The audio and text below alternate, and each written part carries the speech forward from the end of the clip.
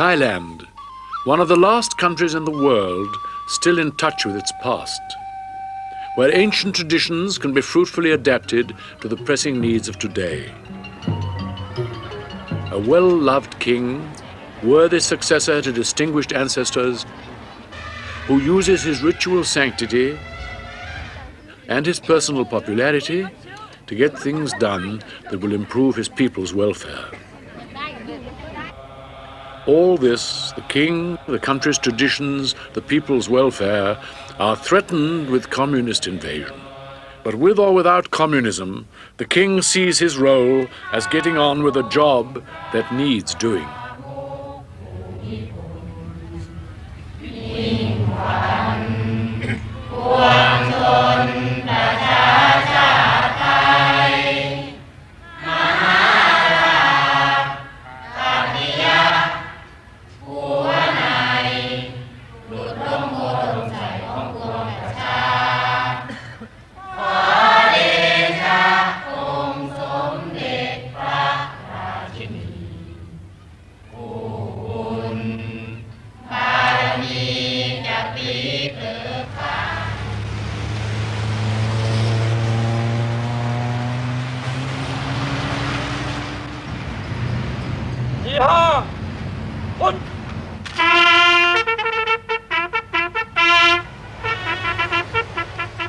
The king's convoy in action. It leaves more or less every day when he's in the regions and covers about 30,000 miles a year.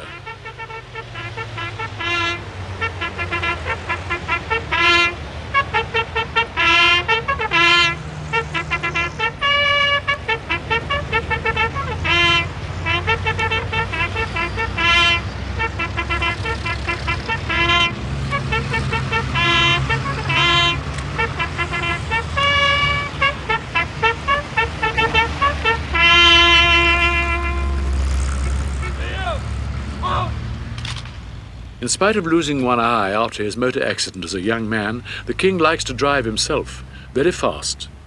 He says that it helps him to feel the land, to sense intuitively what it needs.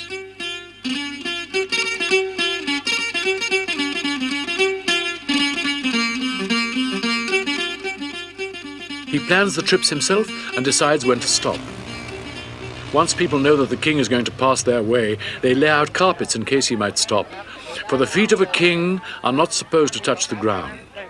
This taboo, though no longer strictly held, is still exercised, particularly by the country people. The purpose of these tours is always twofold. On the one hand is the improvement in the people's welfare and the development which the king achieves, and this is certainly significant. On the other hand, there is his presence as king among the villagers. Before his visit, they may feel themselves neglected. In his presence, and after he has gone, they know that they are not. In 1 year, the king's convoy gave away to the rural poor 39,038 blankets, 30,778 towels, 31,010 monks' robes, 29,180 sweaters, 29,140 farmers' outfits, 20,340 children's outfits, 34,358 pupils' uniforms. One statistic the palace would not release was the number of lollipops given out, but it must be hundreds of thousands per year. The ladies-in-waiting act as social workers, taking extensive notes on every case so that each one can be followed up afterwards. This means typing up every night and a lot of work when the court is returned to Bangkok. The King's Chief Information Officer coordinates them. There are a great number of administrative points to consider. For instance, if they take a child from a place like this to hospital in Bangkok, they have to take its family as well and feed and house them.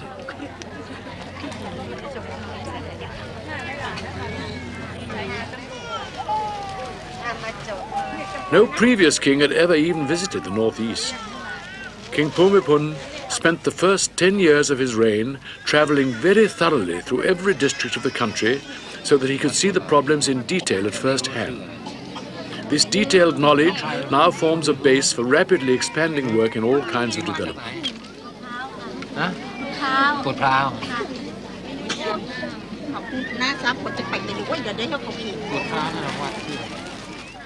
Always the encouragement, listening to their problems, helping them to help themselves.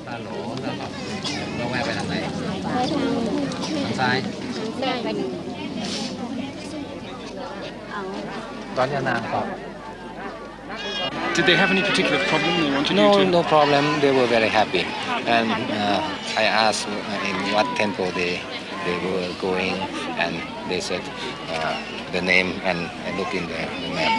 And there is a old temple here, and they did not remember the name. They seem to be very impressed with your geographical knowledge.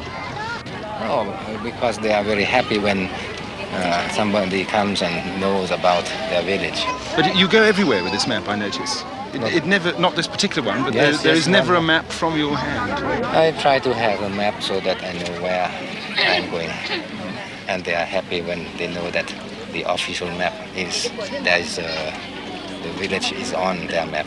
Are there some occasions when people live in villages that aren't marked on your map or that have the wrong name? Well, that is what happened now.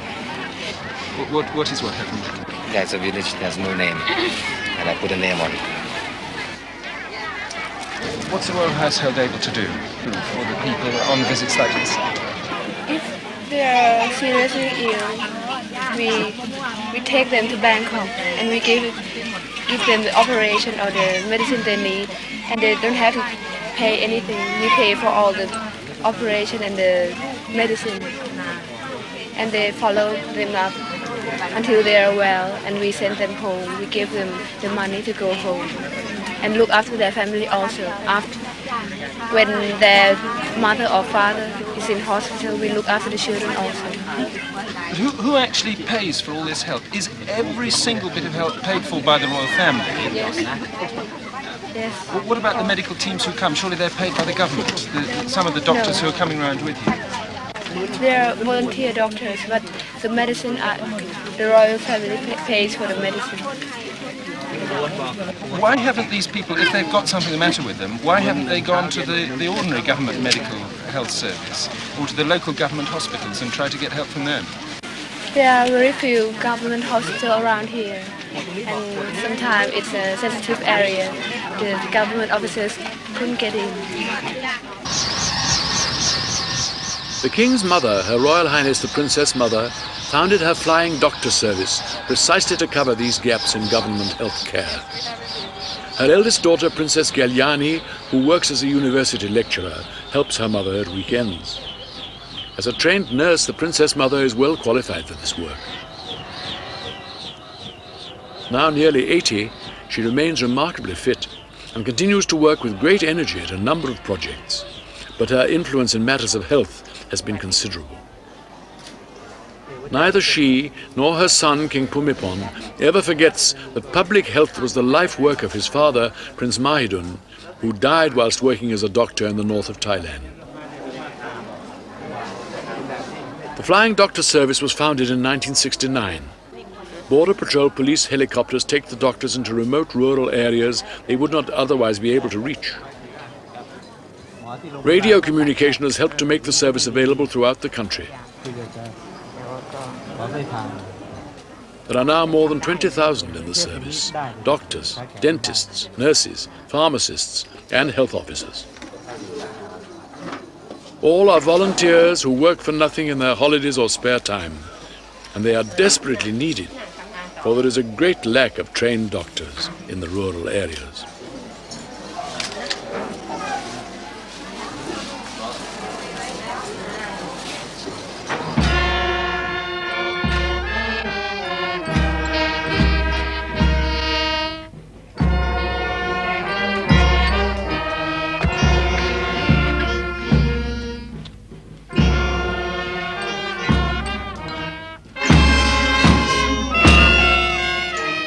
The opening of a new hospital is a more conventional act of royalty. Every state ceremony is prefaced by a religious one.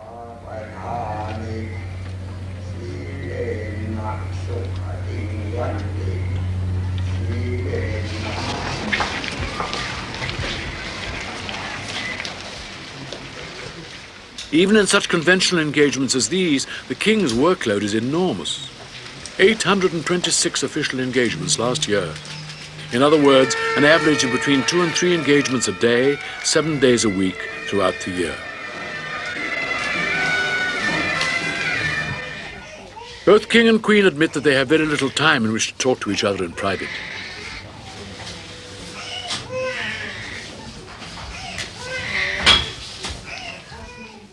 Outside the hospital, the crowds wait as usual for a chance to see the royal family. The King will never allow a precise time schedule to be imposed on his day because he needs to be free to stop and talk with people as they present themselves.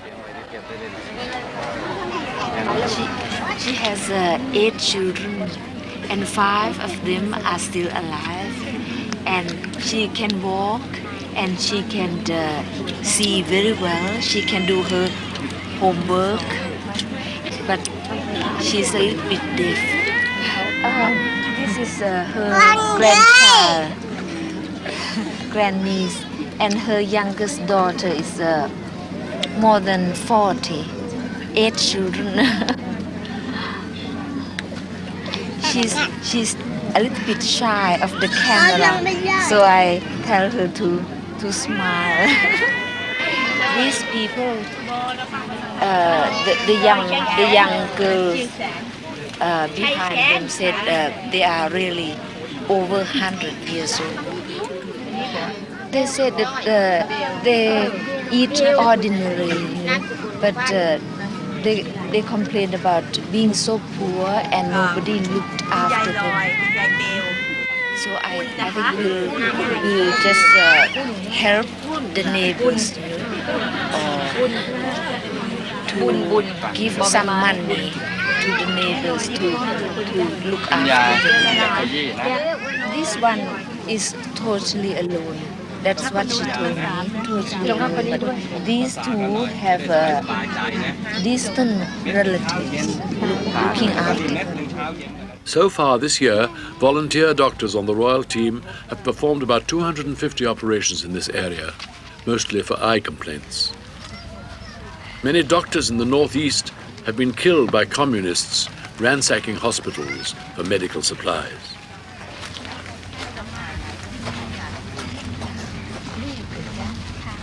มีเพดานไหมจ๊ะเพดานโหว่ไหม เดี๋ยวแค่แขนน่ะโหนิดเดียวไปค่ะสุดไม่มากแค่ทำสายหน้าก็จะหนาเก่งจริงนิดเดียว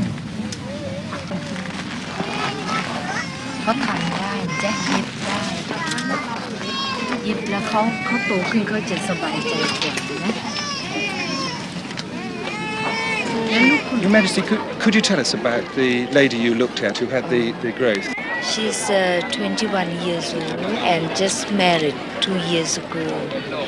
And she said this growth grows very quickly. In 2 years' time, it's big like you saw it. And the doctor said it's cancer. I don't know, what do you call in English here, sinus, where the sinus is? The sinus? The sinus. Yes. She has cancer and it is perhaps the last stage. And we feel very sorry, but we are going to send her to Bangkok with the, what do you call, radio, with For radiation treatment. radiation treatment. How about the small child you looked at? I think this child who had a hair lip. I think it can be operated here at Sakulnakorn because we have so many good doctors at Sakulnakorn Hospital, so it's all right.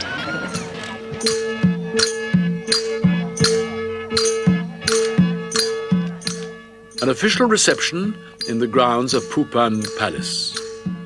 At these functions, everyone must take part. Guests are frequently asked to do some kind of turn. Now it is the ladies-in-waiting. They worked all day as social workers. Now at night, they must change and perform traditional Thai dance.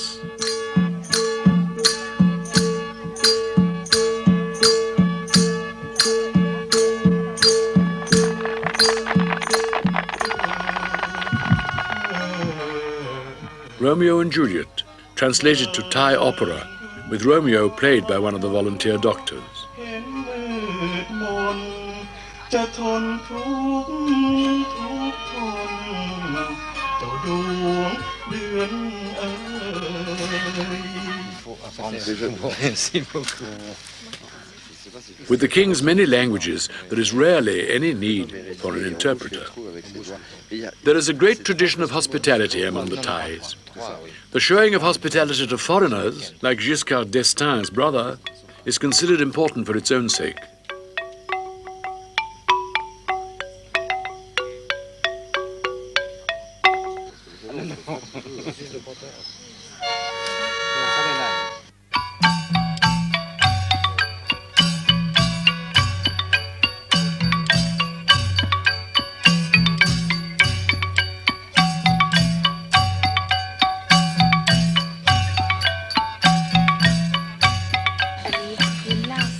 The King and Queen received representatives of friendly countries, both formally and informally, turning state functions into personal affairs whenever possible. I saw that blue, lovely blue. A natural part of the royal family's job is to promote the country's crafts, culture, and special products, even at parties. Queen is very much concerned to increase silk production throughout the country. And she makes a point of wearing Thai fabrics herself. หมายว่าตกไหมเนี่ยตกนิดหน่อยนิดหน่อยเอาตัวนี้หมายยืนด้วยจ้ะจะเห็นกันชัด These dresses are made of matni silk, which is the material woven in the northeastern part of Thailand. Before it was dying art because it is so difficult to make it. It would take many weeks to make it. Have you noticed that a single piece of matni can have different color? Once you look at it, it seems the color of gold, and if you turn it around, it has the reflect of mauve color. So that's the quality of Thai silk. The people in the northeastern part of Thailand is the big majority of Thai population, and that part is quite dry. There are often droughts. When I visited, I noticed that the people are wearing this, but only a sarong. It is so beautiful and so different from other material. So I asked them to weave it for me. And now I've got the market in the Japan, and soon I hope to get the market in Hong Kong. In a sense, all official functions are, as it were, extras to the king's main job, his traveling development column. The convoy contains doctors, social workers, agricultural advisors, irrigation engineers, and other specialists as required. Which is more fundamental to the relief of the rural poor? Improved medical care for the sick, or better food for everyone? The two must go together. Better nutrition means better health. The king is well aware that Thailand could have enormously productive agriculture. The problem often comes down to making the best use of available water. There's either too little or too much.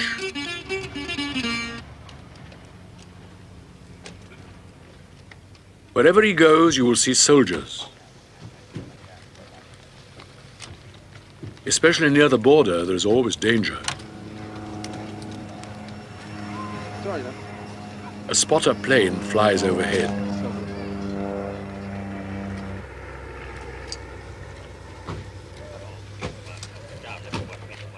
This is one of the king's new dams. Irrigation is probably the aspect of development to which he contributes most. Apart from his boat with the rudderless engine, the king has designed dams and irrigation channels himself. He has initiated over 400 irrigation projects throughout Thailand, often combining them with the introduction of fisheries.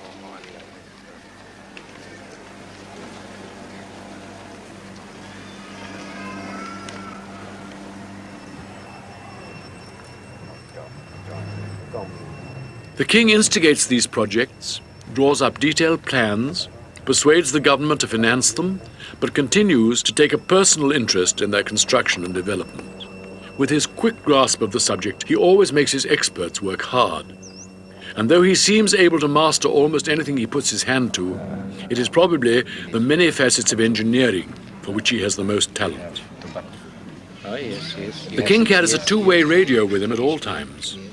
He is said even to sleep with it. This means that he's the first to hear of any crisis.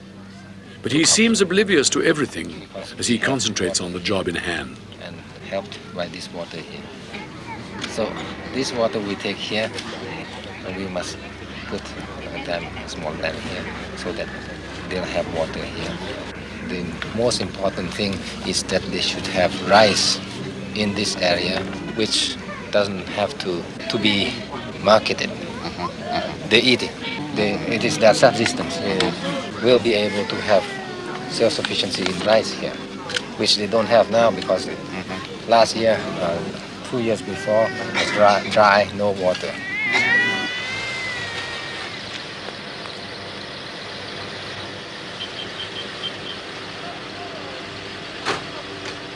What do you think the communist insurgents are telling people about schemes like this that you're involved in? Depends on the one. Sometimes they will say that they are the initiators of this scheme. Sometimes they will say that this scheme is the devil's scheme. Depends on the man. But in a sense, there's a bit of truth in that because they might be claiming that were it not for all their action, you and the government wouldn't be doing these things here. You like to pose this question. This is a half-truth. If they were not there, we would not have trouble. And we would have built this dam a long time ago. But if, because they are there, we must take the trouble to come here. Because the people who built this, they want to have some encouragement. You're saying that this is evidence that you're winning? Winning against what? Communist insurgency. Oh, I don't know. But we are winning against hunger. This is what we are doing. We are not fighting against people. We are fighting against hunger. We want to have them have a better life.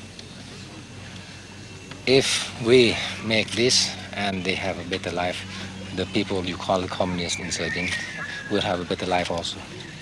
So everybody is happy. And so on into the night. Impossible not to be overwhelmed by the energy of this man who works round the clock for his people. What must he think of us, technology-cosseted Westerners?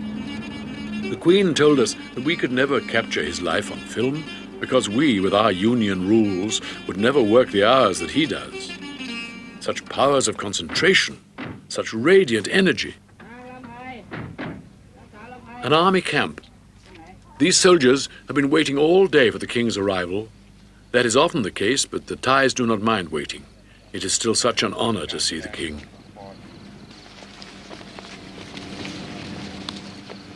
Presents to the soldiers. The hand flick which the soldier gives before he receives the parcel is a gesture of politeness made only to the king, queen, and royal princes or princesses of the highest rank. It is, as it were, a gesture of asking permission to receive direct from the royal hand.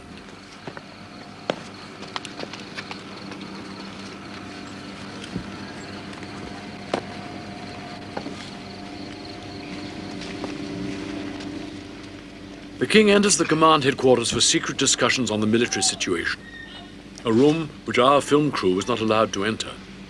We are reminded once again that Thailand is at war.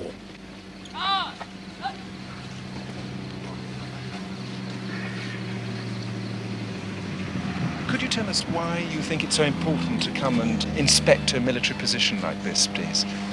They have an important task to do is to keep the area safe, their territory safe, and in fact to help the people because the people in this area is very, very poor so poor.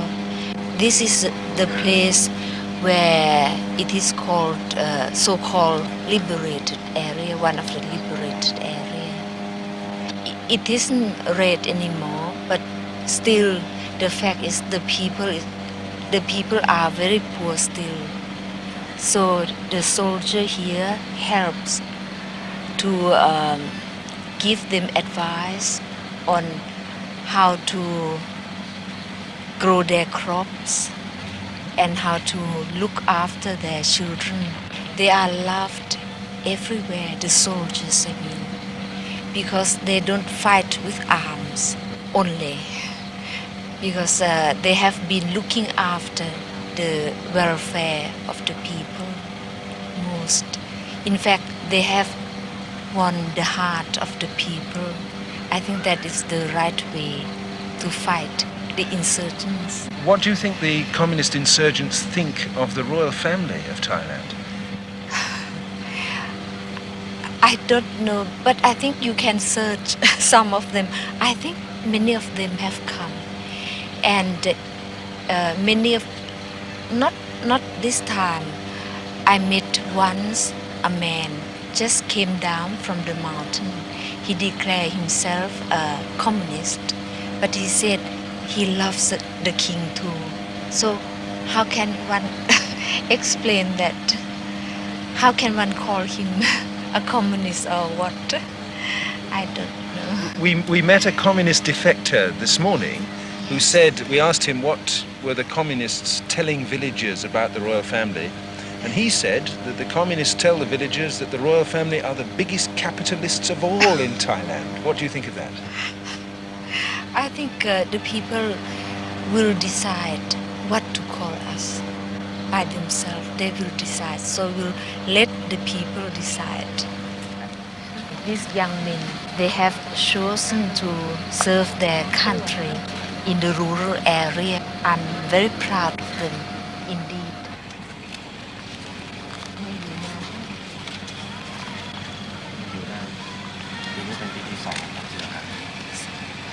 เป็นเพื่อนกับร้อยเอกนรงค์เดชหรือเปล่าเป็นรุ่นน้องรุ่นเดียวกัน And he can sing beautifully. He can sing beautifully, and he play guitar also. He loves the people as well. He loves flower. He's an artist as well as soldier. I hear that this evening you're going to see an exhibition of dancing. It will take about only 10 minutes, but we are late, much too late. After the day's visible work and activities are over, the king can spend 4, 5 or even 6 hours alone in his study at night, surrounded by teleprinters, radio sets tuned into police or army frequencies and other communication devices. He debriefs himself on the day and plans tomorrow's trip.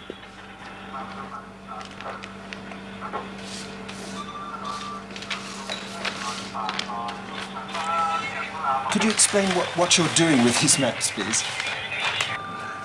If I see something, you see circles there, places that can be developed, and you can see a place there with a red thing there. It's a kind of for damming and for making a small reservoir. And then when there are the engineers, the irrigation engineer, I can ask them if it is practical to do that, and sometimes they go and inspect the place and can have a survey on the spot. Why do you have all these radio sets everywhere, all these receivers, transmitters, telexes? What are they all for? Well, communication. I think that you should know that radio is for communication. I don't have television here. Now, I've heard people say that this is your personal intelligence network. I wouldn't say intelligence, but sometimes it is very, very useful. Sometimes when you know about the news of some disaster hitting somewhere, you can help them very, very quickly, and that speed is the most important factor. So that I get the news by the telex or by the radio. Most of the what you hear here doesn't concern me. It's sometimes there is a murder somewhere. Sometimes I can have some news of they have caught a caravan of heroin or something like that. It is better than to listen to the broadcast or other things. When you sit here by yourself for several hours every evening, looking at your maps and listening to the radios, is that because you are a lonely man or because you need to have some time by yourself after all the public side of your life outside? That is a question that can be answered in many ways.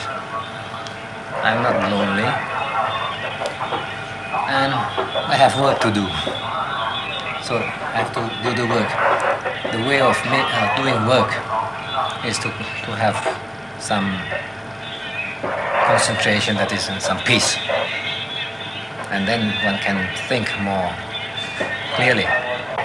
It is a way of preparing myself to be able to do whatever circumstances will have me to do. I gather information by listening. I gather information by looking at the maps or at reading or thinking. And then when time comes, I have the material in my head. From this radio station in his Bangkok palace, Kitlada Villa, the king gives special broadcasts during any natural disaster such as floods or epidemics to launch appeals for the victims, as well as the more usual messages to the nation.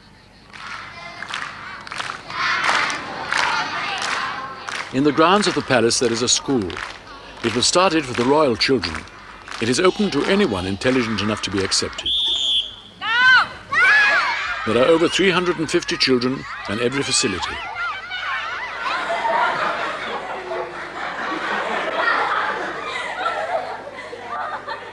The king is a firm believer in the pursuit of knowledge for its own sake, which he links to his Buddhist principles.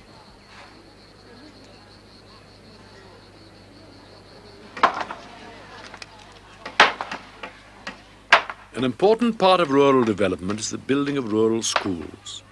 It has been very difficult for the government to do anything about this. Lack of roads makes it hard to reach the remote villages. The building of roads is often sabotaged, and hundreds of teachers have already been murdered by the insurgents. The king decided to set up schools run by soldiers or border patrol police, with the soldiers or police doing the teaching. At first this was just primary education, but now it has expanded to secondary as well. This school is in the process of being built by the local people themselves. Youth and education occupy a great deal of the king's attention. He makes a point of giving every student his degree in person, and on an average he awards 23,900 degrees a year. How important is it for you that on this graduation day it will be the king who will be giving you your certificate? It means so much to me because my family teach me and teach my brothers, my sister that we must pay respect to him. We are very proud to be near him or to get something from him, like the degree. It's very important to me because we all respect the king because he is the best king. My family and I and all the Thai citizens respect to him because he has done great beauty to this country. He means very much to us. The students have given the king some of his most difficult times in his attempt to stay out of politics. Naturally, they have been the most vocal section of the country, the quickest to clamour for change. Over the years, the king's speeches on graduation days sound cautious notes. For instance, Not every established thing is rightly destroyed by violence, for what is put in its place may be worse. Real creativity can only be expressed by peaceful means.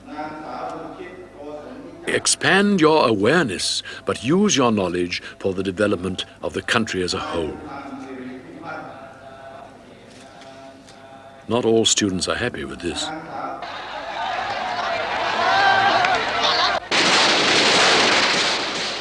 The students have been associated with the two occasions of greatest violence in Thailand during the 70s.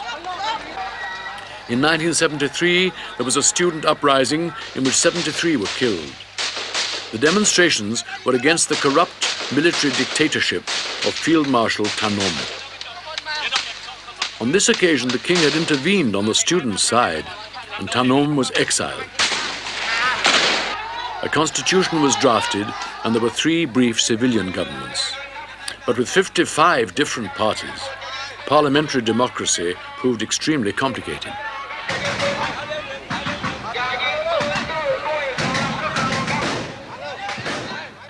Then in October 1976 at Thammasat University, students gathered again to stage a mass protest against the return to Thailand of the ousted dictator Thanom. The student protest was brutally suppressed. 30 were killed. The riots at Thammasat served as a pretext for a military coup.